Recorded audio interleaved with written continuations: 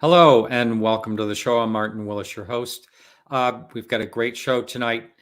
Chris Lambright, I first had on the show, I think it was back in like 2013 or something like that. He's been on many times.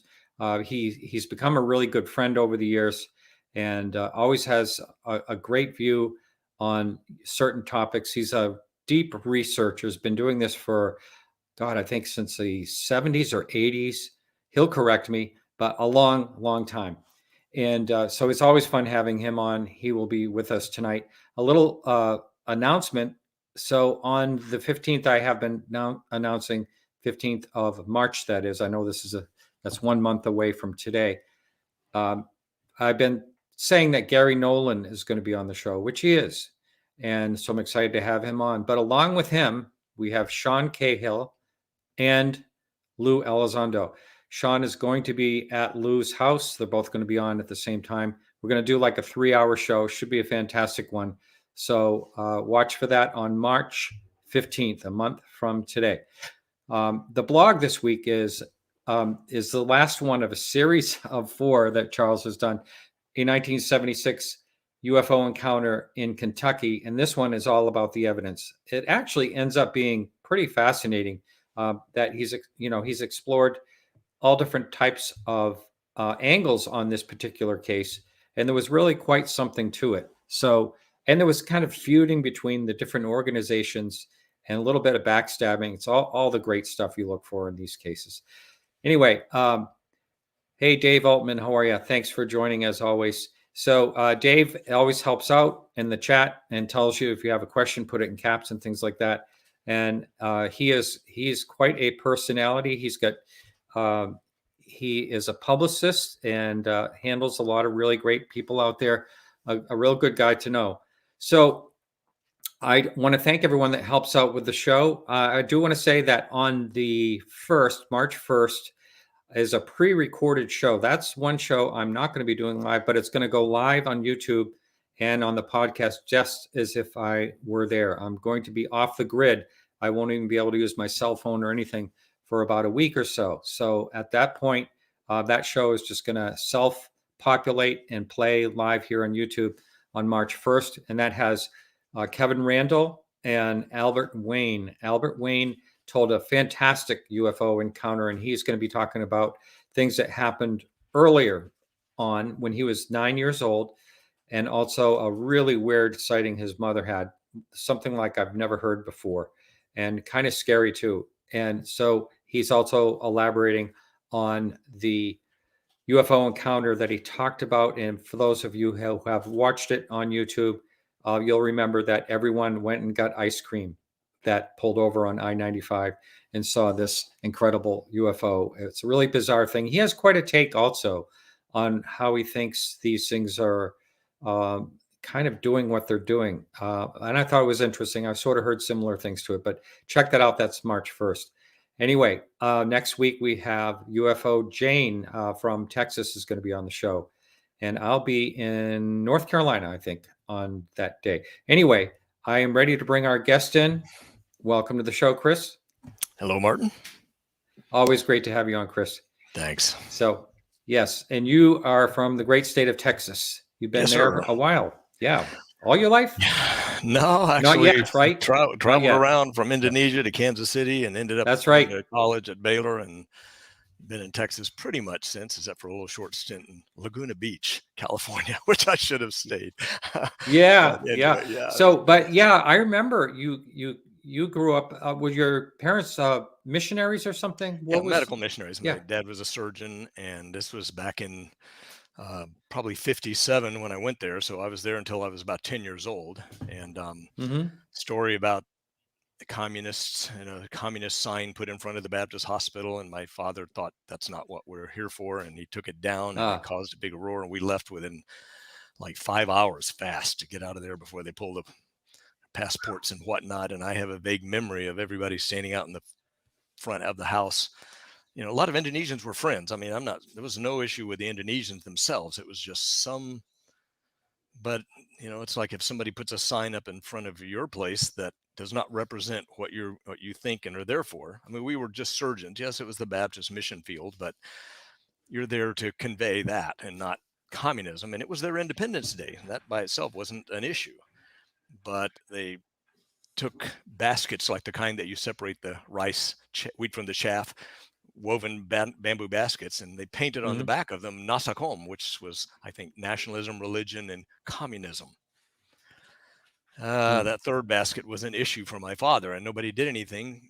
And he said, this is not what we're here for. We can't just sit by and do nothing. And he took that down, and it caused a big uproar with some of the sympathizers running to the police and claiming this American guy did this or that. And it's funny, not long ago, I got an old newspaper clipping of when we finally were back in the States at my grandparents' home that had my parents and me and my brother and little bitty kids, but I still remember, that's probably where I got my interest in astronomy, on the roof of that house with a little telescope looking at the Southern Cross and playing out in the bamboo fields. It was a trip. Wow. And my parents had an interesting UFO sighting over there. I did not know. I remember something about that. Let's hear what that was. I had no idea until probably somewhere in the last 5-10 years. I was talking with my mother, and somehow I happened to mention the Papua New Guinea case, which occurred in 1959. And she said, oh, well, that was about the same year as the experience that she and my father and apparently a lot of other people, including missionaries, had. There was some kind of a party going on at one, like the mayor's house. And back in those days, you just put up a big screen outside if you want to throw a movie up. So everybody's sitting out in the lawn, apparently, from what I recall, watching this movie on, out in the party at this mayor's house. And while they're sitting out there, my mother's like, suddenly this big glowing object about twice the height of a coconut tree, which if you think of a telephone pole, comes drifting in slowly over everyone's heads. And they look up at it, and it was there for a moment, and then it drifted away. And I'm thinking, what? And apparently everyone saw it. The strangest thing to me, though, was, even though she said, they looked at it and said, wow, that's a flying saucer, or whatever the term was. But afterwards, it was as though I was like, wait, didn't you talk about this? Didn't all the missionaries that saw this that were there, and there was a couple they drove home with, the Applewhites, and it was like, no, nobody said a word. I just was how come it's so bizarre how, because I do this show, there's so many times I've heard that. Yeah, and it's really bizarre. Something major like that happens. And also, I recorded with someone recently and basically said the same thing. Him and his girlfriend witnessed this thing, and they never talked about it. I don't get it. If something like that happens, and by the way, this is a Father Gill. This is just a clip from Father Gill, and that back in 1959 was that. Yes. And by the way, there was a great video of him talking about it up on YouTube, and for some reason it's gone. And that was such a great video. Not a few years ago, somewhere on eBay, somebody was selling the notes that the other father that was here that did the investigation afterwards had come back out of the mountains after this occurred and heard about it and began to put it all into, I'll think of his name here in a minute. But apparently it was pages of the sketches, interviews with the natives. And I wrote this person on eBay. I said, look, I just cannot afford what I know this is worth, especially to someone like me. And he said, I'll tell you what, before I send it, I'll make a copy and send it to you. And I have a PDF copy of this thing.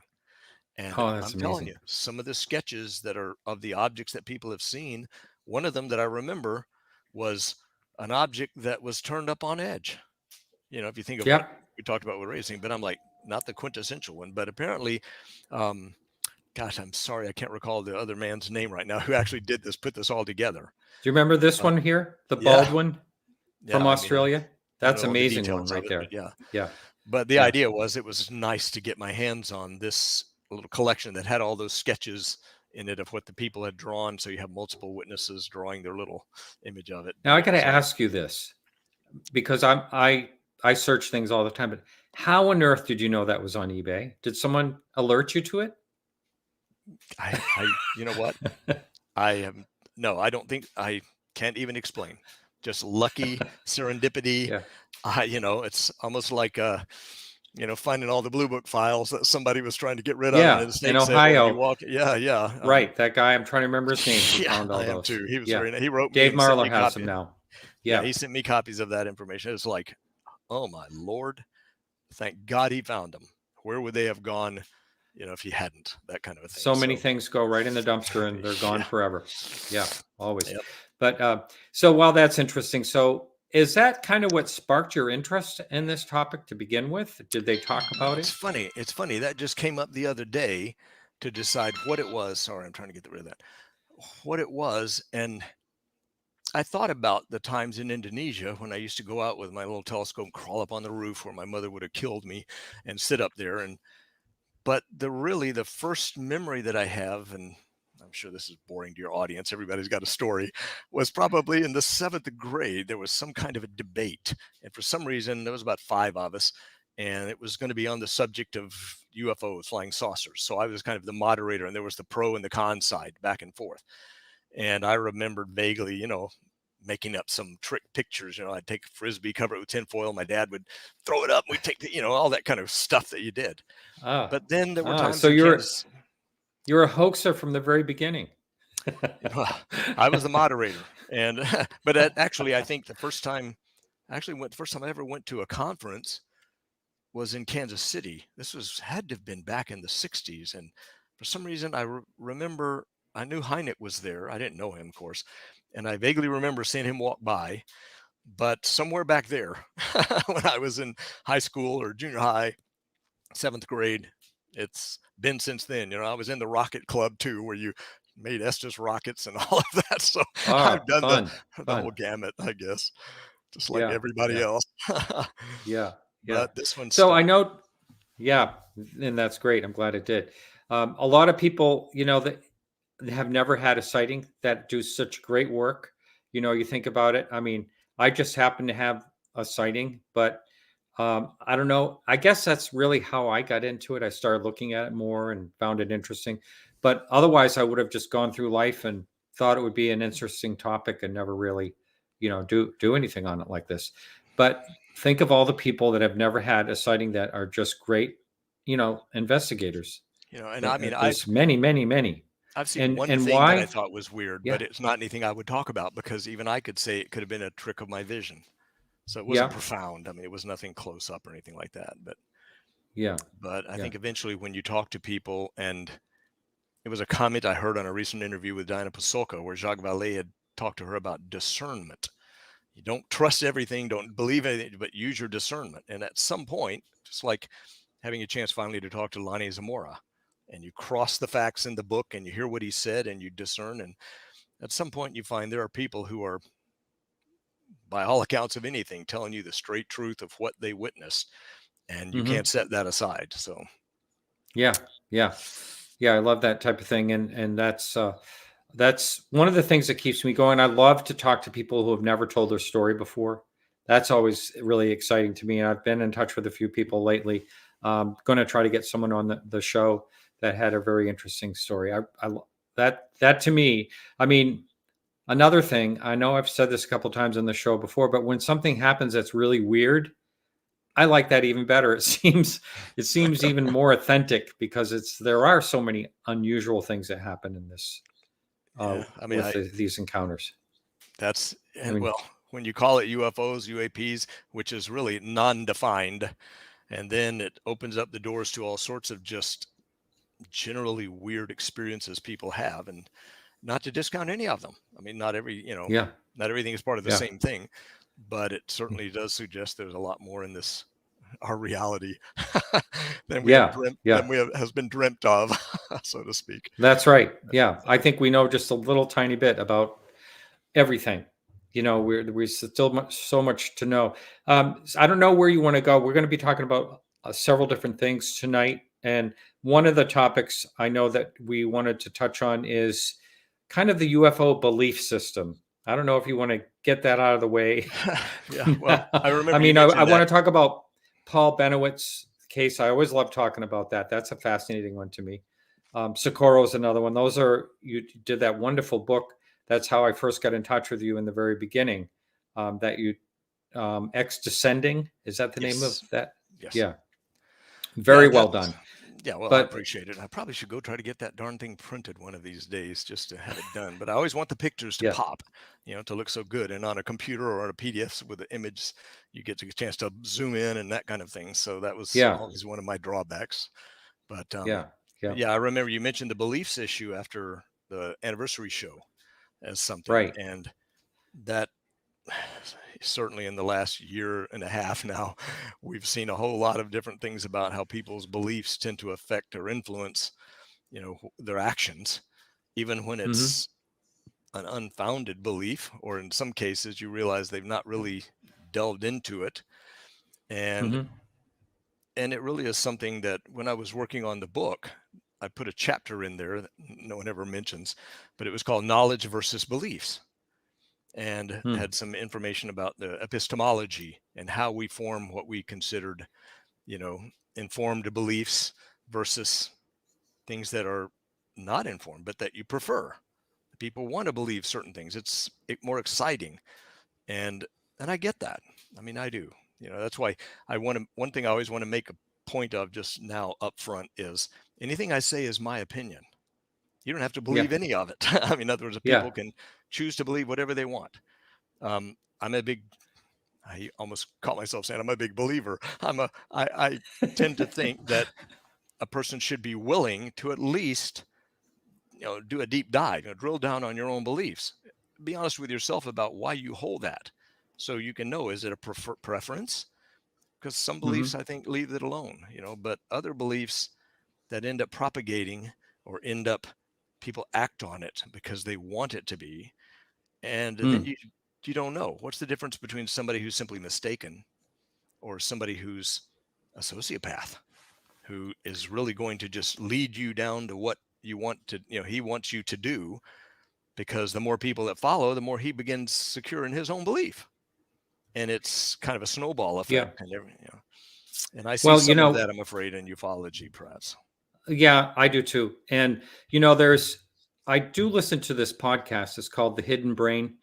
And there's some really great episodes. And one of them was on beliefs. And ironically, it started out about a UFO. It started out not about a UFO, but that the aliens were coming to take a certain group of people away with them to a better place.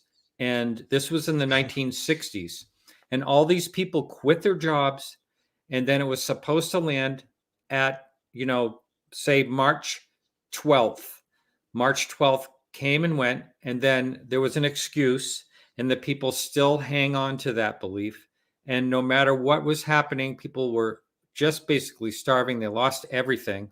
And they were just waiting to get picked up.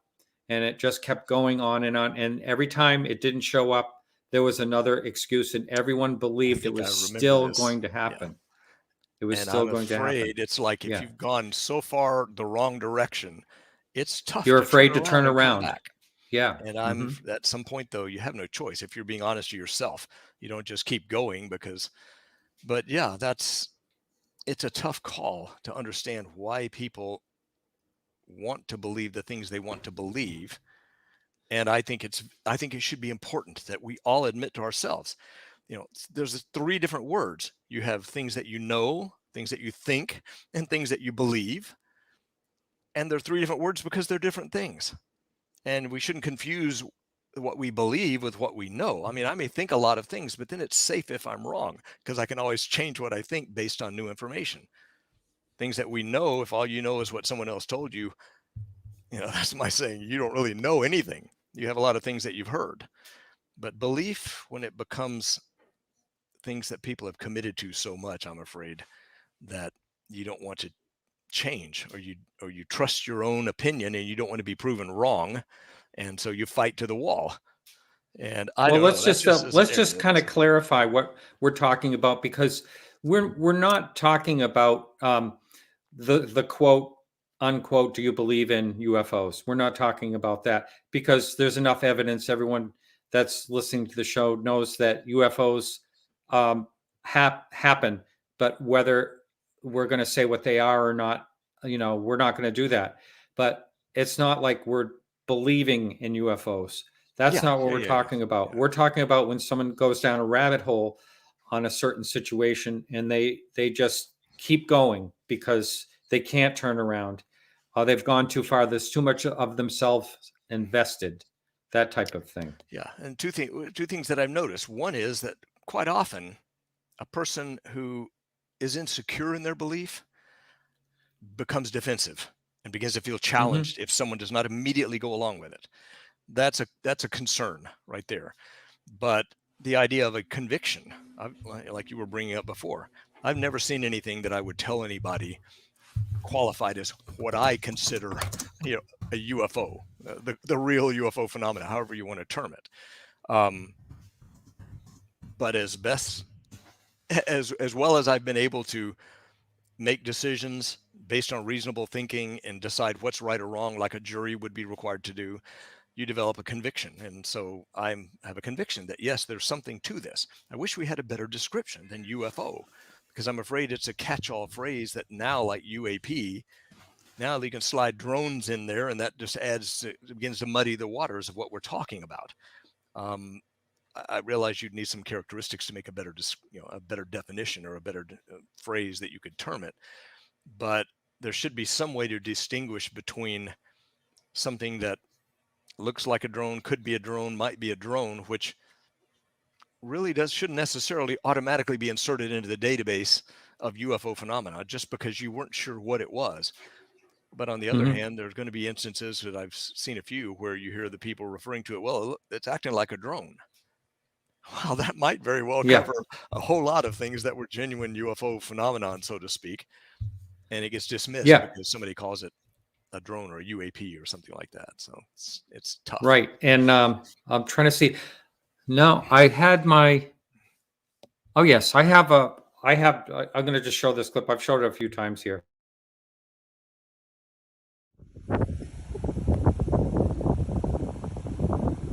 What the?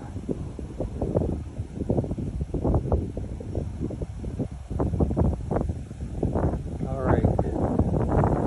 I see actually filming the UFO. What the heck? That's a light reflection, lens reflection or whatever. But that's not.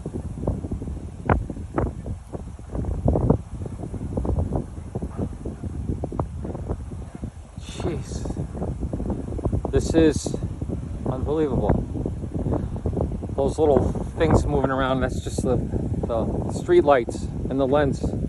But this red thing, which turns white, is not.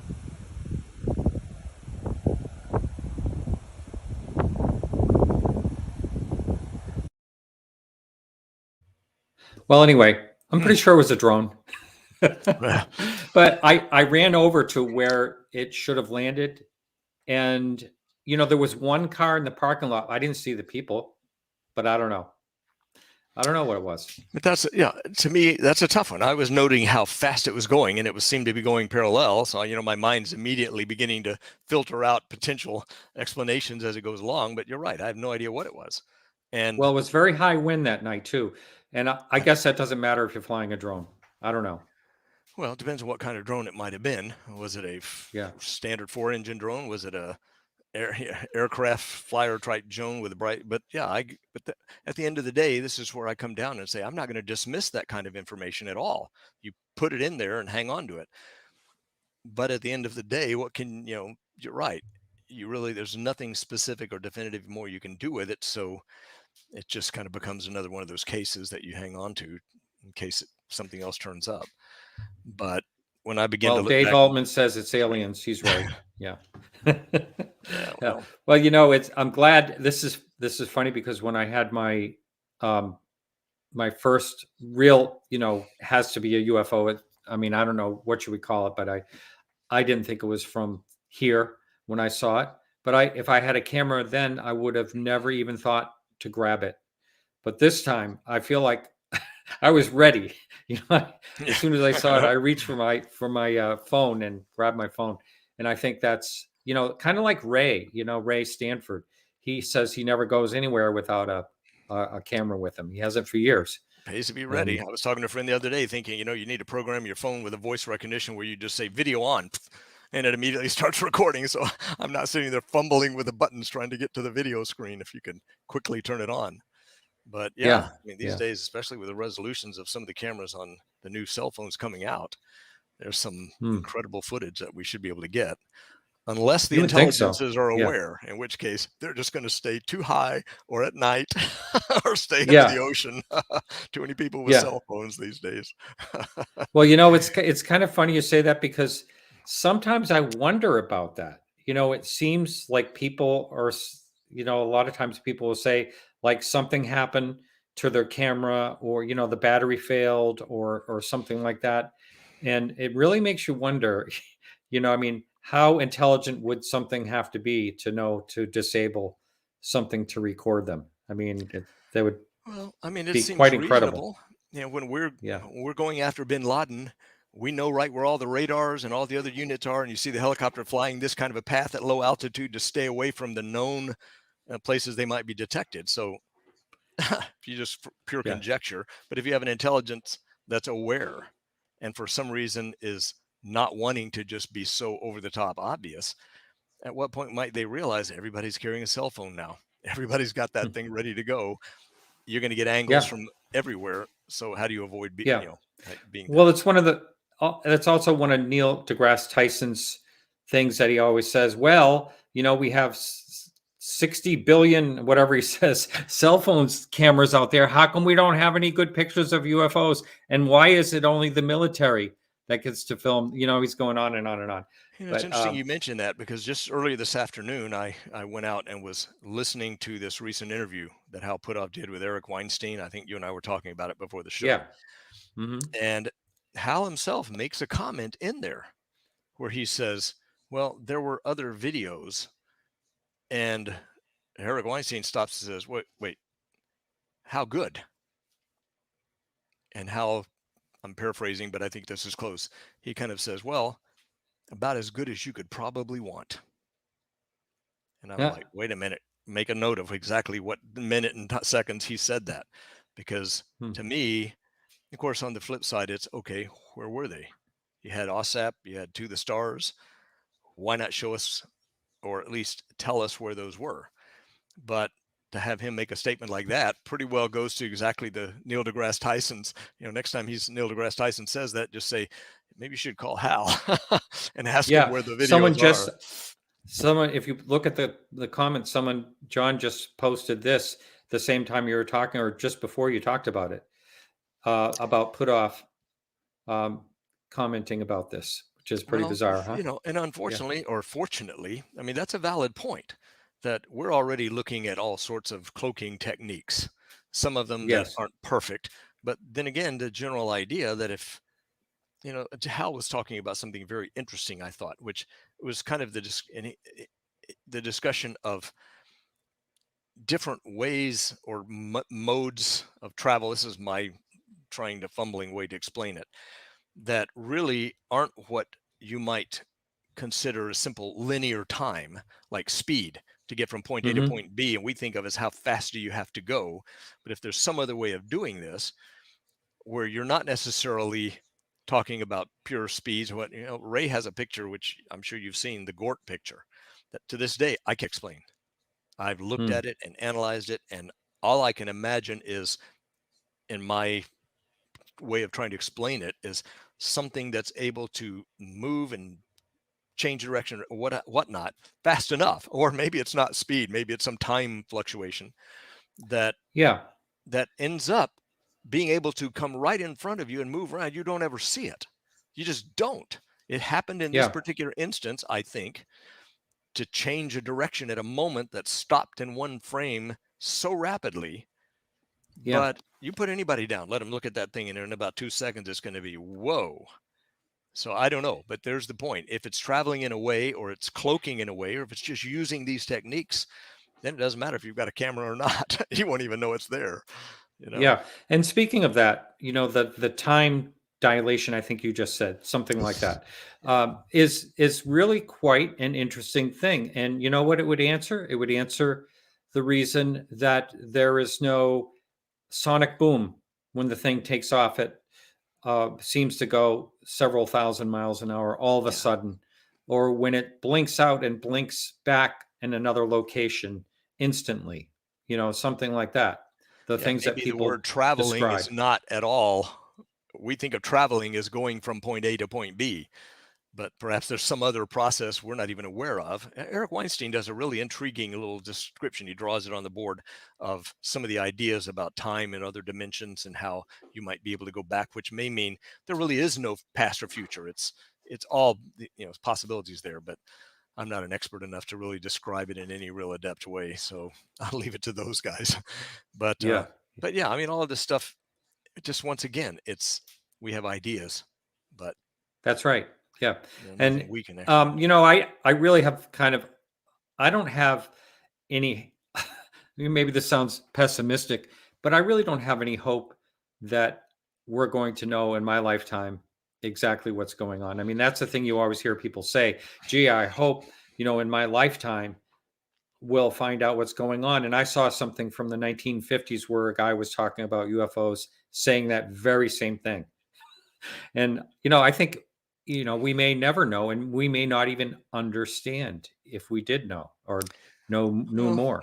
I mean, you're absolutely right. Although I think of the analogy of the Hawaiians out in the Hawaiian Islands that probably thought they were the only people around Yeah. until somebody went by in a ship and decided to stop it long enough for them to row out there and meet them. But even then, the point was it wasn't in their control. It was in the control of the person with the better technology who happened to get out to where they were. When and if he ever sails by there again, it's potluck. So whether it happens in their lifetime or not, may not change the facts of reality, but yeah, it's just a disappointment. And in fact, it's funny to say a disappointment because I have thought about what is the big appeal. Now, I'm not saying it's appealing to everyone. I mean, I happen to also, I'm also able in my own time and with friends that I've talked to, consider that what the consequences might be if this suddenly all broke, that the news was out there that we aren't the top of the intelligence chain and there are other civilizations or any other civilization that's able to get here. What's that going to do to any number of institutions? We got religious institutions, financial institutions. So in a way, it's hard to imagine, because if I was speculating here, whoever's in charge of and maybe wanting to keep the lid on this, you might be willing to stop and think it might be understandable that they might want to do it as long as possible and not necessarily come out and own up to it straight away, because you're just not sure what the consequences might be. Think of not just even the religious groups, but cults, anyone else who may feel like they're going to come up on the short end, or somebody who decides it is demonic or it's not demonic, or it's the American, the public nowadays, there's a big trust issue. Do we believe it or not? So I can kind of understand why maybe there might be good reasons that somebody could come up with to not let it out if they can avoid it, which means you and I are waiting around forever. But then again, it's all a matter of if you're waiting for them to come to you. And I would think maybe it's time to also be thinking of the alternate approach, which is if, you brought up the Papua New Guinea case. It was when the missionaries and the people down on the ground that began to wave, that then the guys, apparently one of them up on the ship, began to wave. And I think even Father Gill mentioned that at some point, the object began to actually come a little bit lower. Now, the irony is, he said, but it was getting close to time for mass or whatever the prayers were. And so they all went inside. And you're like, holy cow. But maybe if they were not, the fact that you're waving, I don't know, maybe there's some universal thing that waving at somebody means, hey, over here. And but these things did not seem to be afraid, right? So I don't know, but maybe there's a different approach than just chasing them or trying to wait for them to show up. Anyway, takes funding, right? Right. Anyway. And another thing, I was looking into, astronomy. That's one of my hobbies or whatever, to just look into different things. And you think about the known universe. There's 70% out there is dark matter. We have no idea what it is. And, maybe that could explain some things that we are seeing or things that are happening. Because you think about it, we're only 30%. Everything we know that exists is only 30% of what's actually out there and the behavior of what's happening with these star systems and the galaxies and everything. So we just know a very small percentage. 30% is not very much. We're not even in the middle of things. We're out here on the one arm of our galaxy, out in the boonies, so to speak. And who knows what might be going on in places where things are closer together and they've been able to move around or get closer. And but the idea of not knowing, you can't be afraid of what you don't know. You just accept that there's plenty, and the more you learn, more often than not, the more you realize that there's so much more you don't know. But well, I just want to say to Rodrigo, thank you for checking that out, because I couldn't find anything that has to do with the Father Gill. So I'm glad to know that they're still out there. It's a very fascinating case. I love that one. Yeah. And I love when he tells the story. And at the end, he says, yeah, it's okay if you don't believe me. He acts like, I know what I saw, but it's okay if you don't believe me. I understand. And, it's an interesting thing. There's a quote that I heard not long ago, which was, the truth does not mind being challenged. A lie does. And so if you know what you saw, there's no way you're ever going to be able to convey the reality to a person who wasn't there. And you can imagine if things were reversed, like I do. I'm about as doubting Thomas for most things. I get into arguments with my friends because and then my son does it to me. So I guess he came by it naturally. But you don't want a yes man. I mean, you want somebody to be sure that these alternate possibilities are being injected so that you consider all of them. So you're at least getting there. But yeah. That's the thing. So just to answer this, about the Father Gill again, was he into UFOs? I don't know if we know enough about him, but I know that as this one says right here, that he actually did meet with Dr. J. Allen Hynek. Paul Hynek was on a few weeks ago talking about that. So I know that that's true, and that that his father, J. Allen Hynek, really thought that was quite the case in particular. Yeah, it's kind of hard to doubt. I mean, in defense of the people that live in that part of the world, I was in Indonesia at the time. Indonesians, I mean, just because somebody might want to call them the natives, no, these were smart people. You had, I mean, there's every culture has different people at different levels, but I have no doubt that and especially if you looked at the sketches, when I get a chance, I'll send you that PDF I have. The sketches that were put together by all the different people, not just Father Gill, but some of the other people that were there at the time. And you'll realize, like the Ariel School case, if you look at all the sketches, eventually you're going to look and realize they're all pretty well different levels of artistic ability or whatever, but they're all pretty well describing the same thing. So a witness is a witness, and that's a major multiple witness case. It just happened to have Father Gill there. Norman Crutwell, I think that's the other father that had gone up into the mountains when the Father Gill sighting occurred. And when he came back, Father Gill mentioned it to him. And I think it was Father Crutwell, Norman Crutwell, who actually compiled this report that I'm talking about. But there you go. So you've got pretty well hard to debate whether a father is going to, a man like that's going to actually be trying to mislead you on something, especially when you've got multiple witnesses. But those are the cases that fascinate me most, and that those kinds of cases with those kinds of witnesses, multiple, broad daylight, whatever you want to call it, that I go back to when I decide, okay, which of these, what's my conviction based on? Those are the kinds of cases that I consider the real core of this phenomenon. But it's so I want to play something. Hopefully I'll get this to work. Let me see here. Hang on just a minute. Because since we're talking about this, I might as well see if I can play this. Someone in chat alerted me to this. And let's see. Okay, here we go. Just hang in. I'm almost there. I will get to it. I'm not a real tech whiz, but I try. Okay, here we go. And here is this. And we'll go here. And full blast here. I apologize. So all that time I was playing that, nobody could hear anything. Hey everyone, welcome to live radio, because it's the sound's coming right through on my end. So anyway, sorry about that, everyone. Looks like I'm going to have to do a little bit of editing, but anyway, it was interesting for me to watch. But that was so you had a visual of it. Anyway, he's saying that he's talking about it having no noise at all, and that it showed up, and they waved to it, and they were thinking, "Wow, wouldn't that be something if they knew that we were trying to communicate with them or something like that?" And he said, "Then they waved back."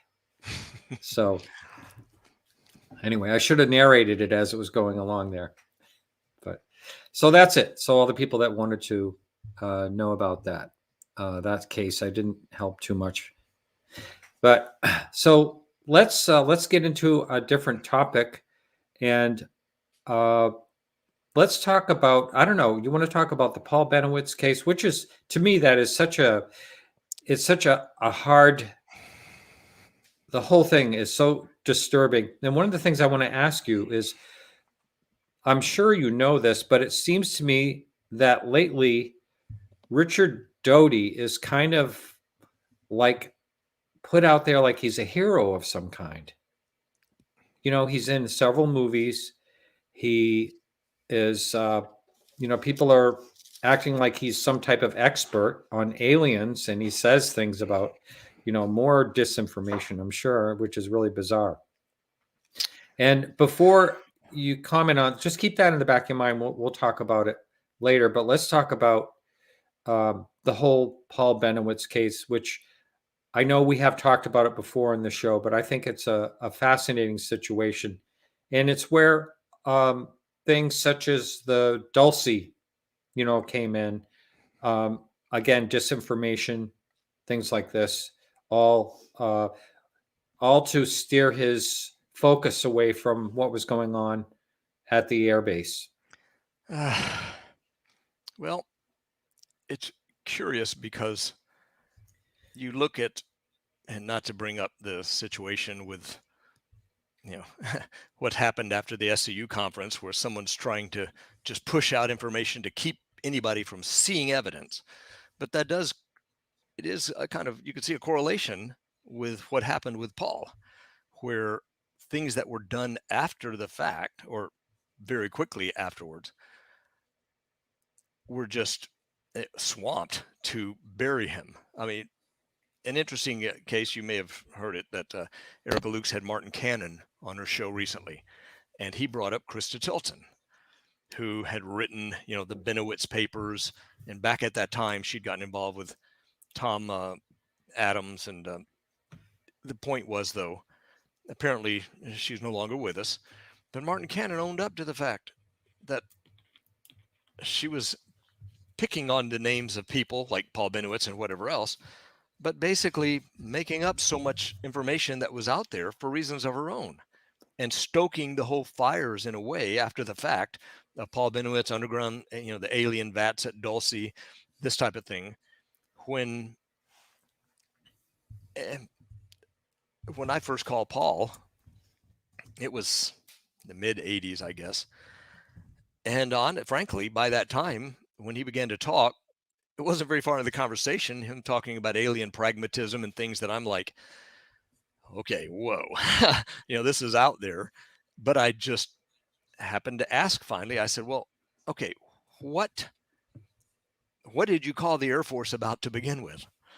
Because even then I could not fathom that if you call the Air Force and say, hey, some of the things he was telling me by that time, this was several years after he had gotten the films, that they're not going to say, call MUFON or call APRO or something. So when I asked that question, a simple question, and he said, oh, it was those films that I got from my roof. And that was the first I had really been aware. And I'm like, wait, what films? Oh, yeah. The kind of what started it all. Now, he had gotten interest, and a lot of this is in the book, and I know I'm probably going over territory a lot of people know and have heard. But he had been interested in the subject for a while. He had some affiliation with APRO. I think he was a member, and was interested. Of course, back in those days, there was a whole lot of things going on in the northern New Mexico area, cattle mutilations, southern Colorado, Snippy, the whole thing, which Tom Adams, Gary Massey, and Dave Perkins, a lot of people were really on top of that. My friend Tom was on top of that. And Paul was like many people, right? There was a conference or a CBI, I think it was, maybe meeting up in northern New Mexico somewhere, and he went to that. But that, I think, is where he first met Gabe Valdez. And basically, the latter part of 1979, he was not focused on Albuquerque. He was going back and forth up to the Dulce area because of something he had seen in a snapshot he took when he was with Gabe, and it got his interest on that. That's really, I suppose you could say, from Paul's perspective, where the whole Dulce angle kind of came in. But it was also because there were any number of unusual things going on in that area at the time, the Indian reservation area, Hickory, Apache, and whatnot. So Paul, like a lot of people, had already been interested in that. But he had been back up there 2 or 3 times. One time, I think, with his son, because he sent me pages of his own handwritten notes explaining how all this began. And he came back one time because he said he wanted to get back before the snow season started. And he came back, and his wife mentioned having heard something over the roof late in the wee hours of the early morning. And I suppose if he's going to be stuck in Albuquerque, or I think now it was right near the Christmas holidays, so since he wasn't going to be driving back up to Dulce, he just decided, well, hey, what if, I cringe to even bring this up, but, we've all heard the term hitchhiker effect these days. I'm just saying, Paul began to speculate. What if whatever he's been poking around in up there in Dulce area has kind of traced him back to where he is? So he starts staying up on his roof just to see what he can see. And from his rooftop in the Four Hills section, he has a clean view south for 3, 4, 5, south miles, but definitely towards the end of the Manzano Mountains. And of course, now he's 2 stories up and up on the roof. So kind of the 3rd floor altitude up there, looking over the fence. And that's when all this started. He sees these objects jump up off the ground and take off around the south end of the mountain. And subsequently, and I have to be honest, I don't know if this was every single night, but he got camera equipment. I think at one point he had a Hasselblad camera. He had another camera mounted on a tripod. He had a video camera, I think, mounted to a telescope. But he had all sorts of, fit for bear out there on his roof. And he described one instance where they were down on the ground out there, and he's looking at him, and his wife comes out, and they're both watching these things. And he tells her, when he began to notice the symptom of a flash before they would take off, and he told her, get ready, here they go. They jump up about 300 feet, immediately turn south and zip around the end of the Manzano Mountains. So he had all this stuff that he had on film, and of course that really got my interest. That's when so let's talk about what year was that, Chris? The best that I can, everybody kind of got to know of Paul, we could say in 1980, but he was looking around the Dulce area at the end of, from say July to the end of 79. And his description of the nights when he filmed these objects was that there was no moon and it was as low as 20 degrees. Then I found some other information that seemed to suggest to me that it was within a few weeks in January. I think it was in a letter or a note that Ernest Edwards had written, where he said first contact with Paul Bennewitz, January of 1980. So I went back and did some checking to look for a time period when there was no moon and it was down around 20 degrees. And I kind of narrowed into an area around December 16th, maybe in a week or so after that, of 1979. Right, kind of at the Christmas of 1979 range. And the best I can tell, it may not have been every night, but when he went out there and would see these things, first few nights, apparently they were already on the ground. And he was wondering, he never saw them come in. But one of the nights he got out there early and he saw, I don't know if it was just one of them or all of them at once, but he described one of them coming around the end of the mountain, coming straight up north and dropping straight down, lights out within 5 seconds. Not like a helicopter, he said, coming in and kind of looking for the spot to land. This thing just apparently came in and dropped down, lights out. And at that point, I guess if you were downtown in the main part of Albuquerque at that day, and whatever, something lower than the altitude of the mountains, people could have written it off. Oh, you must have seen a helicopter. If nobody was really paying attention. And besides, who's out on the rooftop in 20-degree weather in Albuquerque? Very few people, I can imagine. So I think that may have been a significant point, that whatever was going on at a time when nobody wants to just walk around outside. So whatever these things were flying in was at a time when presumably there weren't going to be many people watching. But, now, do you think we had some type of tech that would do that at that time? That's the speculation, right? Yeah, I've never been able to conceive of anything that we built. Let's put it that way. I have to say, after everything that has happened, something tells me, especially when they're coming into this area, which at the time, this was inside a double perimeter electrified fence. I think a lot of this is actually Department of Energy land, but the Manzano weapons storage area was a kind of a 3-mile stretch where nuclear weapons or other materials, whatnot, had been put into tunnels. You could actually see the bunkers in probably Google Street View. You can see some of those bunkers. So these objects were coming down inside the fence area, which was partly why he first called and spoke with Ernest Edwards, who was in charge of the guards inside this area. But they were going down and landing in this area for hours at a time. And there's some peculiarities in the way they were landing, that they weren't all landing in a group as though everybody's going to get out, park your cars close together, that kind of thing. They seemed to be landing in a stretch. And I think Paul's estimate was maybe a couple 100 feet apart. And you think, why would you land that far apart? And it's speculation, but someone else actually even brought that up to me, that in that area, if you look at the distance between those bunkers, that they're spaced out a distance apart. And it kind of makes you wonder whether there was not something targeted or something intended having to do maybe with some of those bunkers that were down there, and that these things may have been lined up. I mean, that's sheer speculation. But Paul made the note that they appeared to be in a line separated by, a couple 100 feet, something like that, which is kind of peculiar in its own way when you think about it. So, but to be there for that length of time, and he made a note, the time that his wife was with him, these things seemed to be down on the ground, and I believe it was the same night, if I'm not mistaken. But he made a note at one point. He said it sure looked like somebody got out and was walking around with a flashlight, because he could just see this light that seemed to be being played around on the ground below where one of these things was. Obviously, it would have to have been something, either what he was seeing it through binoculars or his telescope or something, to see it at, I think I estimated about 2.5 miles away. But also, there were some lights that seemed to come by that he and his wife, I think, speculated these looked like the lights of the guards that would occasionally, there was a road inside this double perimeter fence. And so presumably the guards would do their duty, their trips around this whole site during the night. And they were like, at one point, it looked like these lights either must have gone right by or kind of right below wherever these lights would have been. How could they not see them?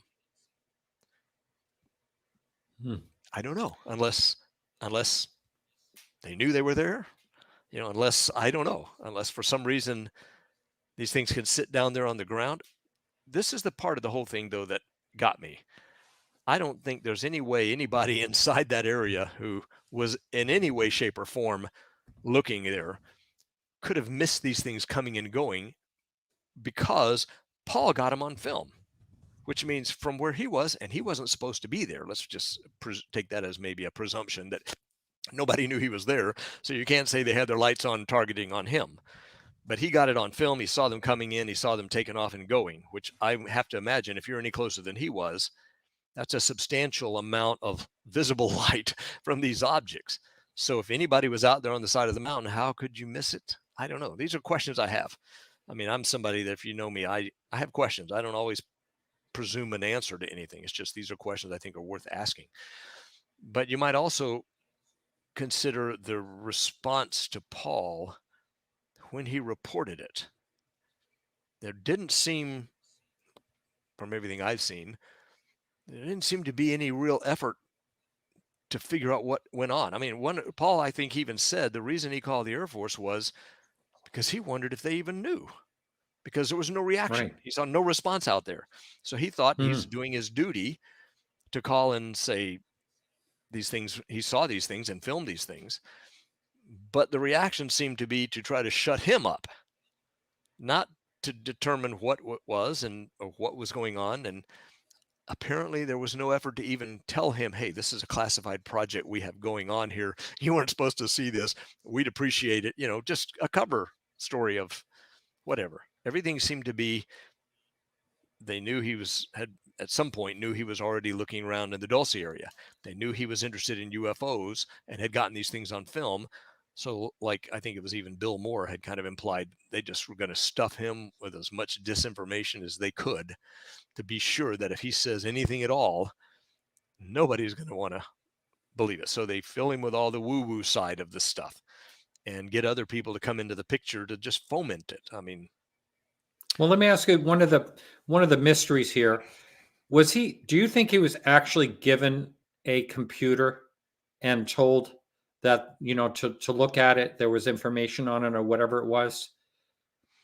You know the story I'm talking about, right? Yeah, the story. The first that I ever heard the story was in Greg Bishop's book. And I think I may have even asked Greg about it a time or two when we were talking, but the story seems to have been that Greg, if I'm correct here, Greg was told that by Bill Moore. Bill Moore claimed that Alan Hynek had been given a computer, apparently preloaded with software, but that the Air Force had given to Hynek to give to Paul, but don't tell him the Air Force were the ones who were providing it, which that in itself, I have difficulty with that. And I had a lot of respect for Alan Hynek. I mean, I don't think everybody does. There's no way, and I realize this, it's a story told by Bill Moore that unless somebody comes out with some documentation that attests to it, you can never say, I certainly am not going to just decide that Alan Hynek was somehow acting as a mole, perpetuating the disinformation by knowing and willingly contributing this computer to Paul, hoping to just push him over the edge. That's hard. It's hard to me to believe. The same way that I feel nowadays with everybody that's involved with the whole OSAP to ATIP thing. We want to talk about that too. I forgot. Yeah, I'm just saying. I mean, at some point, I have not had a chance to talk to them, so I'm certainly not going to judge anybody just because there are things that I don't know. I don't know what they may have had on their plate or what the rationale, like Hynek in this case. Was he told that the Air Force had put this information? Maybe he wasn't even aware. Maybe they just said, we don't want to be known to have handed this to Paul, but we're trying to help him, so give this to him. And maybe Hynek was totally clueless and he thought he was doing a good thing. I don't know. But I've never seen any other substantiation for it, is all I'm saying. These things keep moving while I'm trying to... let's see. There was a point up here and about the computer. Here it is. So in what year was the computer not possible? This was a very early computer, right? I mean, it would have to have been. Well, there are people, my friend. What year did he die? What year was it 82 or something like that? That Paul I don't Bennewitz? recall right off the top of my head. Yeah.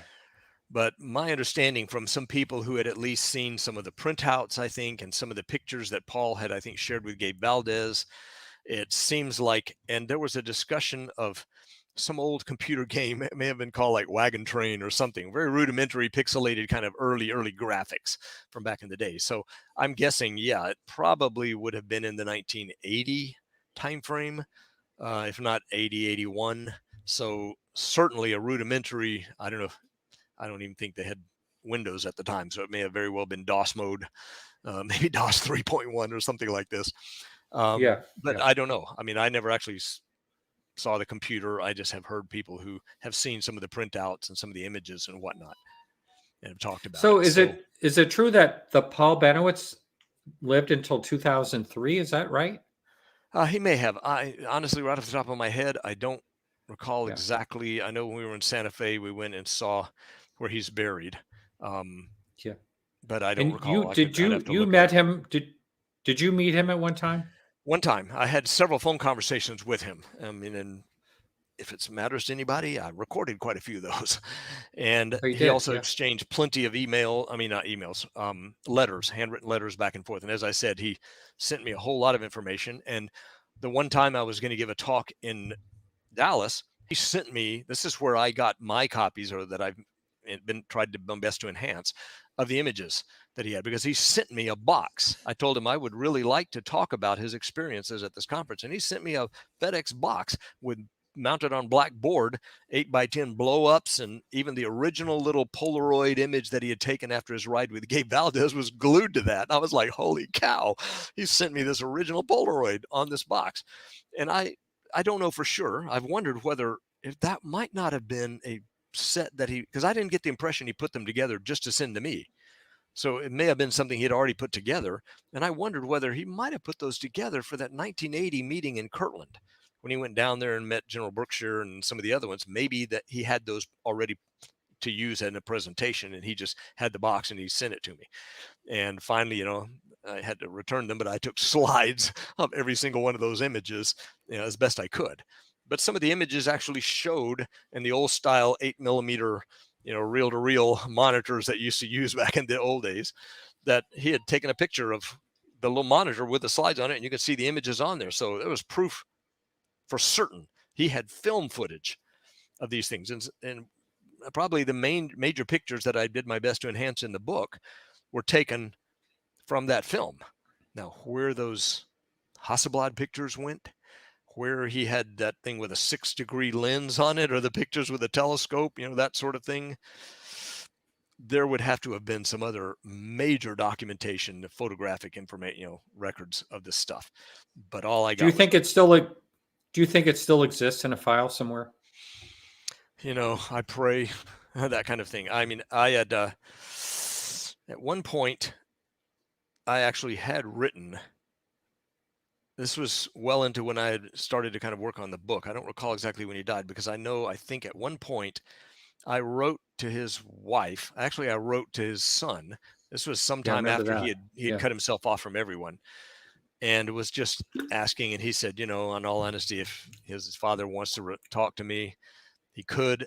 I will admit, I stunned to not understand why Paul. I really believed he would have at least called me before he just hung up on everybody, that he would call. I honestly did. I waited and just thought, okay, he'll call me and say, this is what's going on. Never heard from him again. The phone was disconnected. But I did write to his wife, who knows whether he saw it or anybody saw it, and basically expressed that idea. I said, just my thinking now from what I know and what I found, if you have any of those films or pictures that Paul took, the original ones that he took from his rooftop, please put them in a safe deposit box, do something with them, just save them, and whatever you want, whatever it was. I said, I'm not asking for him to send them to me, but it would be, I said, I just think they're too valuable. If anything else, lock those things away. But I never heard from her. I stopped in Santa Fe when I was driving up there a couple of years back, and just happened to cold call, stopped in Thunder Scientific and asked to speak to his son that was there. I think it was Ben. He was very, very polite, very nice guy, nice looking company. And I just kind of passed my, respect for his dad. And he was very nice about it. He didn't yell at me and run me out the door, nothing like that, So I just hope if any of them have those original films or pictures that Paul got, if they're still there, who's to say whether they got taken out of his house? I don't know. But now, so when you stopped by and spoke to Ben, did you happen to tell him about your book? Off the top of my head right now, I don't recall. I think I just stopped in, and I, believe me, I admit I was really on my nerves, not wanting to make a big thing and speak. And, he didn't ask me back to his office or anything. I just had asked the secretaries up front, and they came back. I mean, he came out and talked to me for a moment. And so I tried as quietly as I could to just, pay my respects for his dad, and, tell him I don't know that I even mentioned that I'd written a book at the time. I just wanted to let him know. He was very nice and seemed very gracious, and I hope he thought well of me, if nothing else, right? But I don't know whatever happened to Paul's pictures. So what can you say? Right, but right. But it's intriguing to me, though, that to this day, maybe beyond me, and maybe people are getting tired of hearing about it, but I'm going to do my best to keep Paul's name out there. The only other person who actually is still out here talking Paul is Richard Doty. And it seems like every opportunity he gets, find another way to just slam the lid down a little bit more on it. Kind of like the SCU situation, just do anything to keep the Jack in the Box down. And I'm like, it just stuns me. Like you said, that he seems to be getting celebrity status. Yeah. And why do you think I mean, to me, it would almost seem like he would want to skip away from that topic. Now, as you know, you and I had a conversation. He was going to be on this show, and at one point, and I told him that I will have you on this. I would love to have you on the show, but you're going to have to answer every question. I don't want anything off the table on what I'm going to talk about. And he agreed to it at the time, but then when it came time to do the show, he didn't respond, and he didn't, to a date. So, but I would still have him on the show, but I would have to ask him in detail, and I'd have to be prepared for the show, maybe with your help or something, to ask why he's perpetuating this situation, for one. But, I want to know, um, I would like to be able to ask him some hard questions that I don't think anyone else is asking him. I mean, we're all good Americans here, if I can start by saying that. And the idea is there's no need to speak ill. I'm not judging anybody, whether it's, if Doty came up and had a perfectly understandable rationale for why he had to play that part that he played, I'd be willing to hear it. I mean, in other words, who can say? The point is, he deserves his chance to explain without just saying it was my job or something, especially in a case like this. And when I think most other people, even I think at one point John Alexander was kind of implying if something like this really went on, somebody should be in jail. Now, I'm not saying that that's the case. It's kind of the casting stones thing. Would you want someone doing that to you, your father? Would you want, and then coming around hanging on for the next 40 years, and every chance you get, you try to just drive another nail in the coffin to keep the story shut and make him look like an idiot. Yeah. And that irks me, especially Ernest Edwards, the first person that Paul Bennewitz contacted, the person who actually put him in touch with Dodie. Ernest Edwards had been talking to Paul a few times, but like you implied, now he's out of the service, he's retired, he's gone on with his life, other things. And you would think at some point, if there was nothing to it, you would just go on with it. You wouldn't keep coming out. But I took a bit of offense, if I can say it that way, when the unidentified program came out and they focused on overflights over nuclear, weapons areas, some of them up in the northern tier in the northern US. And they created, and I've said the story before, and I actually went on when I was still doing UFO updates I went on there and posted something on there because of all things, you have these first two episodes where they have a recreation of the object. They even went to the actual witness out of front of his yard where he said he saw it. They recreated it, showed the whole kind of UFO sequence, if you want to call it that. And then they decide to go and talk about the incidents at Kirtland, the Paul Bennewitz incidents at Kirtland. First off, there are no incidents at Kirtland of any consequence involving Richard Doty except the Paul Bennewitz incidents.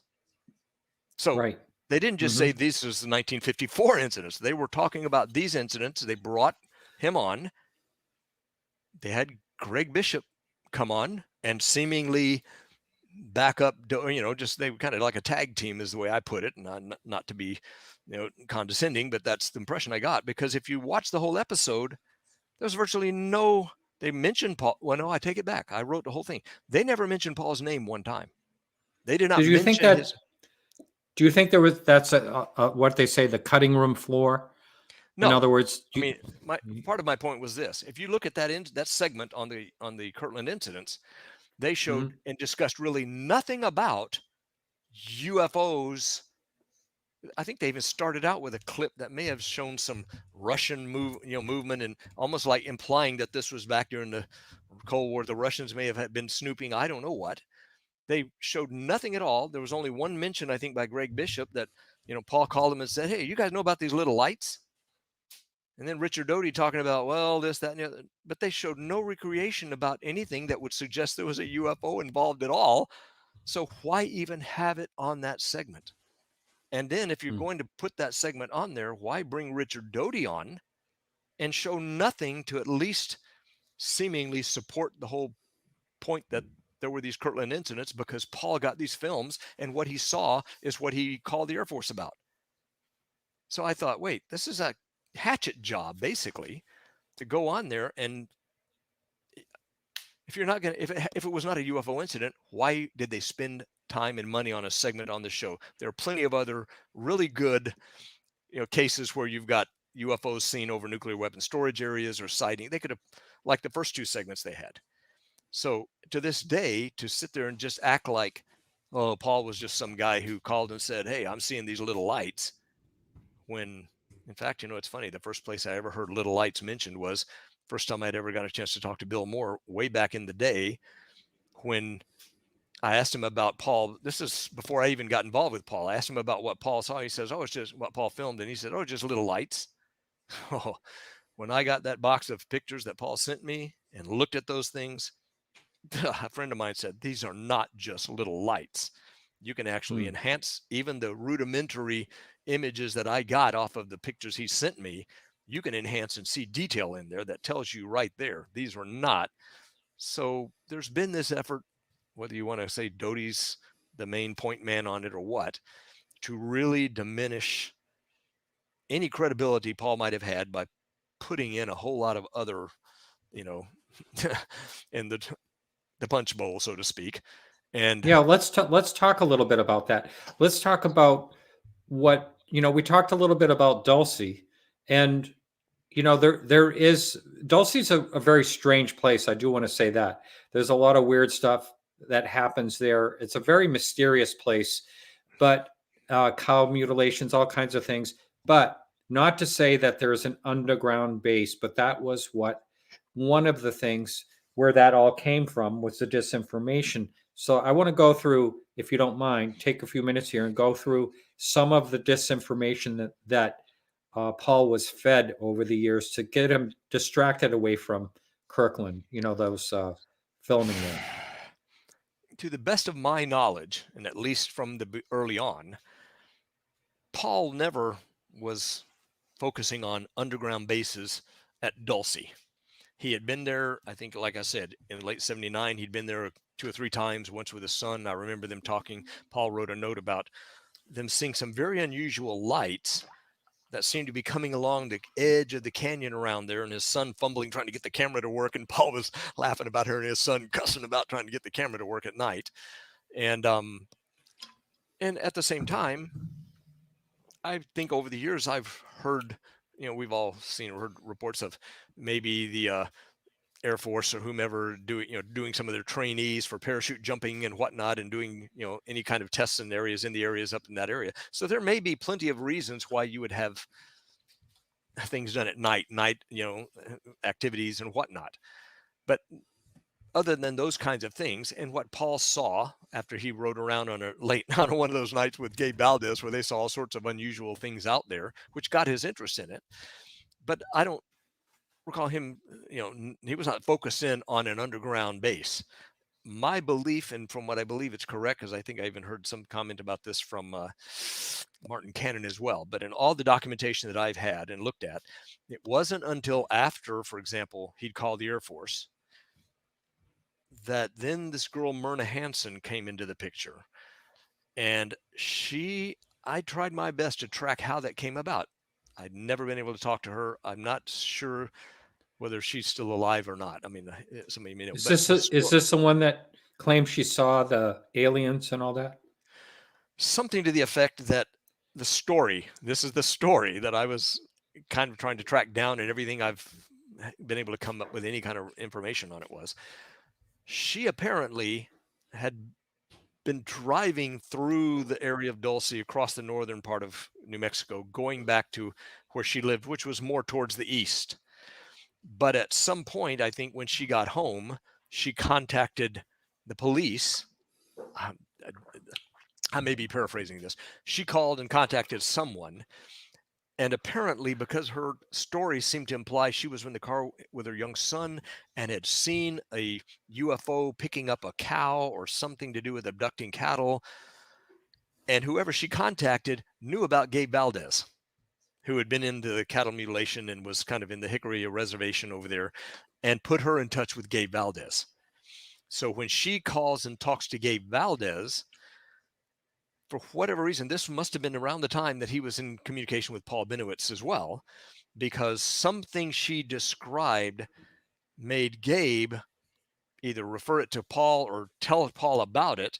And it piqued Paul's interest enough that he apparently brought her down to his house. And she may have been there for several days, a week, something like this. And she apparently stayed at Paul's home during this time. And this may also be the time when he had Leo Sprinkle down there, who was also listening and doing some regressive hypnosis on her.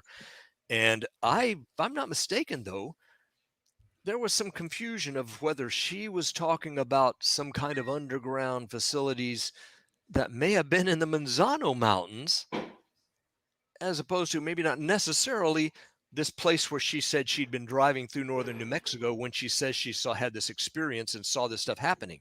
But for whatever reason, it seemed to pique Paul's interest that right in this area he had been looking into, for months after meeting Gabe and whatnot, is the same general vicinity she's talking about, seems to be talking about, where she had seen this experience. And somewhere in all of this mix, it came up with the idea that, and I do think it probably hinged a lot on her alleged hypnotic regression or whatnot testimony about some underground bases, seeing aliens being taken into some underground facility, that kinds of laid the groundwork for the idea, maybe there's an underground facility up there in the Dulce area. Believe me, I think I tried to make clear in the book. For my part, I could not make any clear connection, definitive connection between what may or had been happening in the Dulce area that Paul was interested in and his happening to film what he filmed down in Albuquerque, other than the fact that Paul was involved with both of them. And he kind of wondered whether or not, when he came home that night and his wife had heard some noise going on, and he speculated, gee, I wonder if whatever I've been looking at followed me down here. And so he got up on his roof. It may have just been good luck or bad luck, however you want to look at it. But I could not find any real definitive reason for me to think that there was a real connection between what he saw down from his roof over the base and what, if anything, might have been going on in the Dulce area. So, well, what are some of the other disinformation then, if not that in particular? Well, of course, it seems like pretty much at about the time, the best that I could tell was about the time he called Edwards, he met Doty, they began to talk to him. Edwards had said there were times he was up at Paul's house and Paul's looking at lights out there and saying, do you see what that is? And Edwards like calling his men and they don't see anything. So I don't know where to go with that. But it was then the Murna Hansen story broke.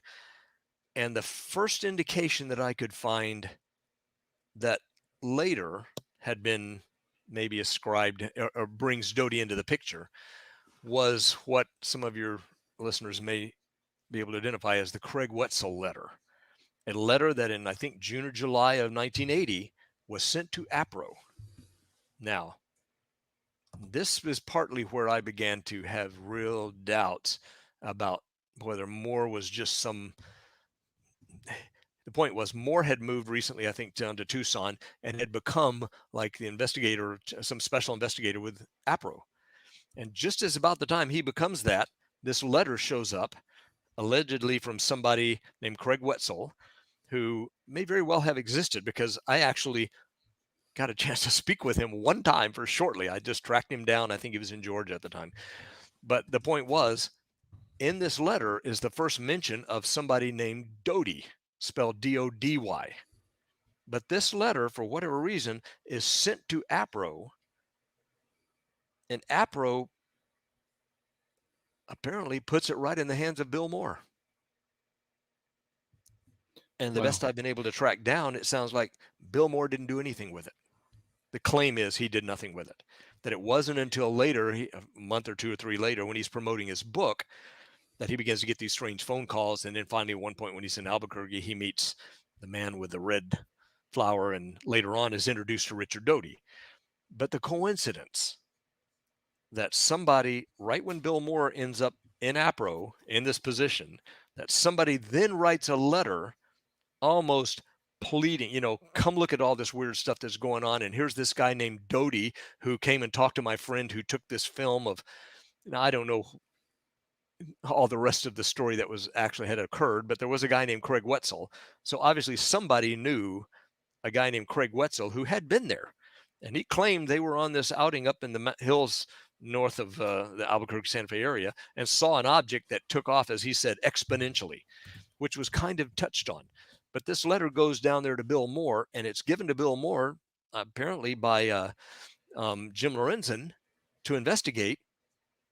The claim, I think, seems to have been that Bill never investigated it, because you would assume you or I would just pick up the phone and call the base and say, hey, have you got somebody named Doty that works there? And they'd have put you right in touch with Richard Doty. But Bill never investigates it. And later on, he is introduced to Doty through this whole story as he's told it. But obviously, it strikes me that that's the first effort somebody goes from the Kirtland area with Doty's name in it, sent to APRO, almost to give a rationale for somebody, Bill Moore in this case, eventually, to end up meeting Richard Doty and knowing Richard Doty, and everything else kind of, digressed from there. But well, speaking of, everything kind of went speaking south. of Bill Moore, Bill Moore is not that far off from Doty and what he did. And you were there. I know you were there at the MUFON, whatever Las it was, Vegas, when Bill got up and said, actually told the supposedly truth came about what clean, he was doing. Yeah. Yeah, I And was there. just for the person that never heard that story, is there? I know we still have. We're going to be taking calls here in a few minutes, and I know we said we were going to be talking about the OUSD when they stepped in to kill Harry Reid's bill and all that. And we still want to cover that if we can get to it. But can you quickly tell who Bill Moore was? He was a great researcher, but ended up kind of went to the other side in disinformation. Well, I don't know. I mean, I had my questions now, but once again, things that you may not get an answer for. But Bill was a person who apparently trained in Russian language and was doing, I think, some teaching up north. I may have some of this wrong, but I don't think it's a major part. But he had begun to write books. I believe the first book he came out with was with, I think, of the Roswell book. I take it back. His first I know he did the Roswell book. Yeah, but his first book may have had to do with kind of the Philadelphia experiment, if I may have these backwards. Oh, okay. But he was becoming known at the time. And he had written the book on Roswell with, I'll think of the other guy's name right now. The other guy's name was first, but I think Bill justifiably had done all the work. And so he was making a name for himself. And he was always kind of hard to read, in my opinion. Personalities are what they are, but needless to say, he was making the rounds and becoming popular. And the best I can recall his involvement with this was he was on kind of a book tour for this book and was going to a MUFON conference at some point and would make stops at radio stations along the way. And somewhere along the way, this is, I believe, the latter part of 1980. So it would have been at some point right before he allegedly meets Richard Doty, and he gets phone calls. Hey, we think you're the guy that we think who knows the most about this, yada, yada, yada. The story seemed to be, though, that he had gone to a conference and had come back and was in Albuquerque doing another radio show. It's back. And somebody arranged to want to meet him or something to that effect. It's going again. Oh, are we okay?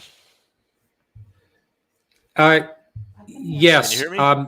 We have, it's my end. For some reason, the internet's kicking out, but you'll be able to continue on there if that happens. I can always link to my phone if I have to.